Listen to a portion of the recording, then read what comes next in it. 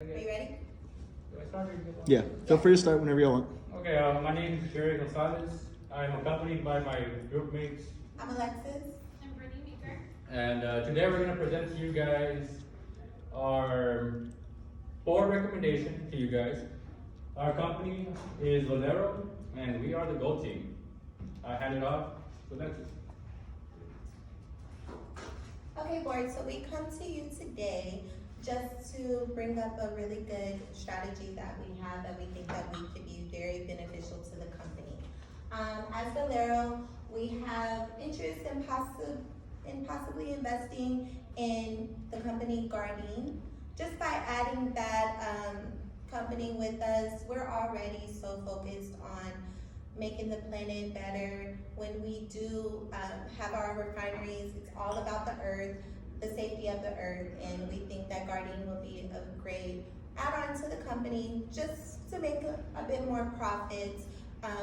For Gardein, this is a plant-based food, and we can just simply add on like a little section of the store, being that it's a restaurant, or doesn't have to be a restaurant, it could be just like a food stop as people are getting gas, sodas, anything while they're on the go.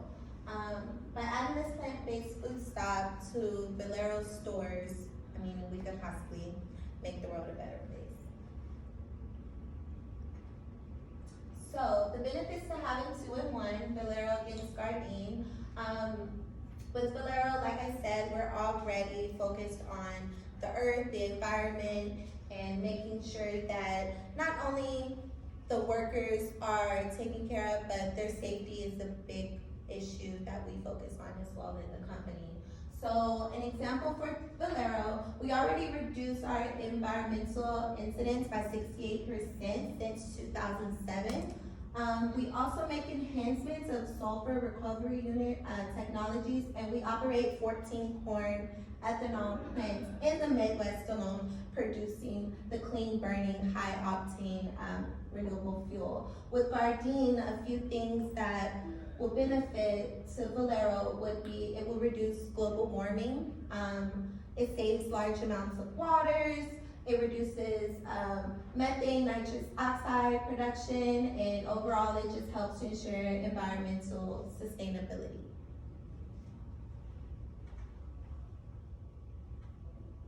All right, now I'm going to go over our weaknesses and strengths as a company. First off, of course, our weaknesses, I'm going to go over, basically we have a lack of our own supply of feedstock, limited success outside core business. So even though our company is one of the leading organizations in the industry, we face challenges moving into other product segments. So with this will get us into a good little new segment that we need. Also, we have gaps in the product range sold by the company. Same thing, this will help us with that. And of course, on here it says core project management practices, which can internally weaken the ability of the organization to successfully open new branches or expand the product line. So I feel like this will give us an advantage with overcoming that weakness.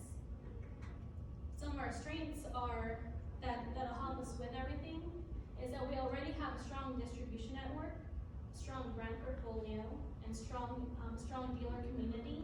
The good thing with this is that our distributors and dealers also help promote the company's products, and they also help train the sales team to explain to the customers how they can extract the maximum benefits out of all of our products. And another is our reliable suppliers, and one of our strengths is entering new markets, so this should be a good way for us to get us our portfolio bigger. Okay, and now I'm going to give a quick rundown of the industry using good old quarters. Right off the bat, we have degree of rivalry, which I'm going to say is high. The reason for it being the three largest companies in this area, Valero, Phillips 66, and Marathon Petrol, those three companies own a combined 82% of the market share, which is an insane amount. As you can see, all these tiny slivers are nothing compared to the behemoths. And over there we have our relative market share. Valero and Phillips 66 They have about the same, followed closely by Marathon Petrol, everybody else in the dust. Next slide, please. And here we have our good old Herfindahl Index. It used to be really high back in 2013. Recently, it's been decreasing. Now it's at around 2,400, which is almost at the limit to which how concentrated an energy can be, which I think the limit's 2,500, and it's almost there again. Next slide, please.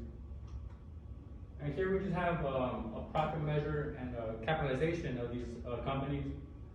And by capitalization, I mean the amount of debt they have relative to their revenues. I mean. And here we have CBR, Delek, HollyFrontier, all the way to the big integrated oil companies, Chevron, ExxonMobil. Obviously, those companies are much larger. They have operations in both refining and oil exploration, so naturally, their capitalization is going to be much larger than the smaller refining independent corporations. Next slide, please. Buyer power, weakly moderate. I say this because the products are price inelastic, meaning even if the prices end up rising, demand isn't going to change at all, or as much as it would with any other product, because refined petroleum products are a necessity. We need gas to get to work, we need gas for electricity, we need oils, lubricants for our cars, stuff like that. These are stuff we need. Oil price, again, customers don't have much of a say to that, neither do suppliers, because oil price is subject to global trading, political happenings, as well as supply and demand. And oil, of course, and the refined products are undifferentiated, meaning that all these different companies are basically making the same thing. It might differ depending on the kind of oil they use, but ultimately they're going to be the same. Valero's producing gasoline, Phillips producing gasoline. You put any of those gases in your car, you're going to run just fine. Just don't use diesel if you have a car. And the reason I say weakly moderate is because these companies, the customers are much smaller than the oil companies. That's all I'm gonna say. They're much smaller than the oil companies. Next slide, please. And here we have a graph to show the price you know what I'm trying to say. On the orange, we have the price. Even as it rises, demand, the gray line rises along with it. If it were elastic, it would have decreased as the price went up. Next slide, please. And here we have supplier power. It's moderate. I say this because the equipment and service companies, they're highly concentrated, those being Halliburton, GE. You'll see the rest in the next slide. And the reason for this being is due to consolidation. Merging of companies. Back in 2017, GE and Baker Hughes merged together, making the industry even more concentrated than it was before, which I'm going to show in a bit. Next slide, please. And here on the left side, we have the equipment suppliers, Schlumberger, Halliburton, Baker Hughes. I'm sure you guys have heard of these. The big three players, Schlumberger, Halliburton, Baker Hughes, own a significant part. Now, the point I want to get across here is this one, the 16%. Those are the others. Usually in graphs like these, others are left at the end. There's just a little footnote. But the reason I find this so important is because there are 21 different companies inside this piece of pie. The largest of those companies is worth only about $3 billion, or rather 300 billion. This 10% is worth double the largest one included in this area, which means all of these are real small companies. All the big companies own the majority of that industry. And on the right side, we have the oil producers, heavily dominated by ExxonMobil and Chevron. And I don't think that's it. Next slide. Okay. And then we have the rate of new entrants. It's low. You need a lot of capital to construct these refineries. You need to set up contracts. You need to set up your distribution networks, pipelines, trucks, storage, terminals. You need to also invest in research and development. Nowadays, the environmental regulations encourages, or rather requires, certain level of sulfur inside the refined products, certain levels of safety. What else? As well as this thing called blending, where you mix refined product with an alcohol, usually ethanol, to reduce the amount of greenhouse gases emitted by these things. Of course, these large corporations already have economies of scale, and there is a lot of government regulation. When I say a lot, that's an understatement. Next slide, please. How much capital? Well, I took a look at their annual reports and found that they committed 160 million to develop a pipeline, a joint venture with a Magallanes subsidiary. They committed 40%. 40% is 160 million. I did some quick math and figured out that the full value of that pipeline is 400 million. If it costs 400 million to build just a pipeline, I wonder how much it's gonna cost to make a refinery. There's a rule of thumb I overheard in this one interview saying how a barrel of oil costs around $10,000 to refine. These corporations are refining hundreds of thousands of barrels a day. If you want to refine 150,000 barrels a day, that's 1.5 billion you need to invest in a plant. Next slide, please. Regulation heavy. These are just a fraction of the laws you gotta keep up with. Clean Air Act, that removed the lead and gasoline. Energy Act, that's the blending I was talking about earlier. Energy independence, you got to do that with diesel. American Petrol. Institution also says in order to get a permit, it's a real expensive, time-consuming, and complex process. Next year, the International Maritime Organization requires that the sulfur content in the fuel they use be reduced from 3.5% to 0.5%. The effects this will have on the supply of oil and the demand will cause the prices of the fuel they're using currently to decrease, while also stimulating demand for new fuel products. State regulations, you have to keep in consideration those. I know Valero also operates in California, which they have to abide by their air regulation rules. And then there's also sulfur standards, which I can't really say much about. Next slide, please. Substitutes threat, it's low, but it's growing. Of course, we all know climate change, is becoming more aware of that. We want to conserve our energy, switch to more efficient methods. And of course, our energy infrastructure as it currently stands is of course tailored towards fossil fuels. And then the last bullet point, I'm gonna make the point in the next slide. Next slide. Actually, the slide after that. But first, this is just, I want to talk about the last one real quick. Slide before this one. Just to show that electric vehicle sales are growing, but they're not enough to pose a big enough threat to the current fossil fuel-based automobiles. Next slide, please. And then here we have consumption and then supply of petroleum. Supply of petroleum being this gray line. It's been increasing as of late, and so has consumption, which poses a sort of a good sign. But I wonder how much of that is going to last in the future. And that's it. Please. Alrighty, so just to tie all of this together, we just wanted to express that in 2018 alone, Valero, we delivered solid financial results while maintaining its focus on operations excellence, enabling safe, reliable, and also environmentally responsible operations.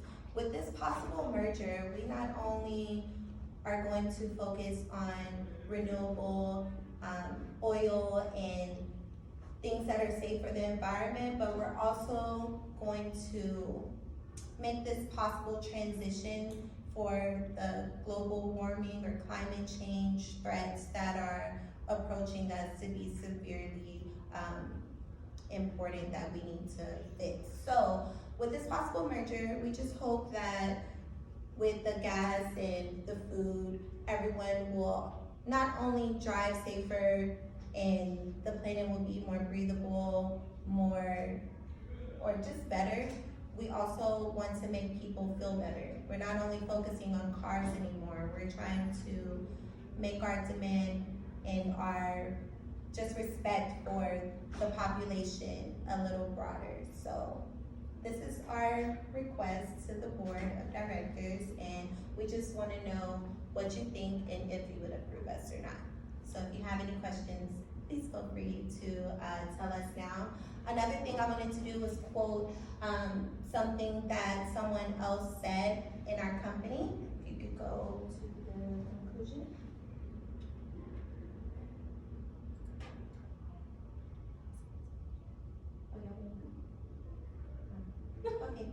Well, never mind. Board, your questions? You have a question? Do we ask for a question? Yeah, we have a real question.